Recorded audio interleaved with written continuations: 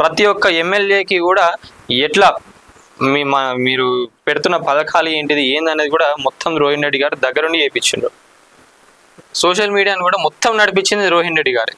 ఇంకోటి ఏంటంటే 24/7 రేవంత్ రెడ్డి గారితో టచ్లో ఉంటూ రేవంత్ రెడ్డి గారు ఎటు పోయినా కూడా ఇంకా ఎట్లా డెవలప్మెంట్ చేయాలి తెలంగాణను ఇట్లా ప్రతి ఒక్కరు కూడా డిస్కస్ చేస్తున్నారు. కాబట్టి జూబ్లీ హిల్స్లో ఉన్న ఏవైతే ప్రాబ్లమ్స్ ఉన్నాయో అవన్నీ కూడా ఇప్పటి నుంచి గత కొద్ది సంవత్సరాల నుంచి అక్కడనే ఉంటున్నారు. కాబట్టి రోహిన్ రెడ్డి గారికి ప్రతి ఒక్కటి కూడా తెలుసు.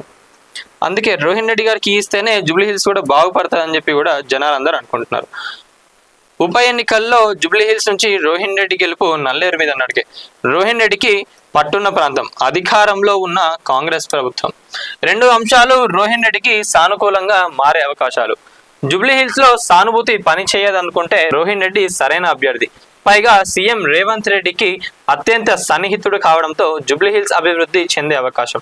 సీఎంను ఒప్పించి నిధులు తెచ్చి అభివృద్ధి చేయడానికి మార్గం. సీఎంతో పట్టుబట్టి నిధులు తీసుకురాగల సాన్నిహిత్యం. జూబ్లీ హిల్స్ తో పాటు జీహెచ్ఎంసీ గెలుచుకోవడం రోహిన్ రెడ్డితోనే సాధ్యం. కనిపిస్తున్న అవకాశవాహులు ఎవరు హైదరాబాద్ పై పట్టున నాయకులు కాదు. వ్యక్తిగత రాజకీయ ప్రతిష్టలో రోహిన్ రెడ్డి దరిదాపుల్లో ఎవరూ లేరు. బీఆర్ఎస్ ను మరోసారి లేవకుండా చేయాలంటే జూబ్లీ హిల్స్ హస్తగతం కావాలి. పార్టీ అధిష్టానం కూడా రోహిన్ రెడ్డి ఎంపికపైనే దృష్టి.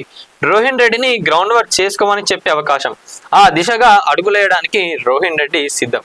లేటెస్ట్ అప్డేట్స్ కోసం మన నేటి ధాత్రి ఛానల్ని సబ్స్క్రైబ్ చేయండి. అలాగే మీకు నచ్చిన వీడియోని లైక్ చేసి షేర్ చేసి కామెంట్ చేయండి.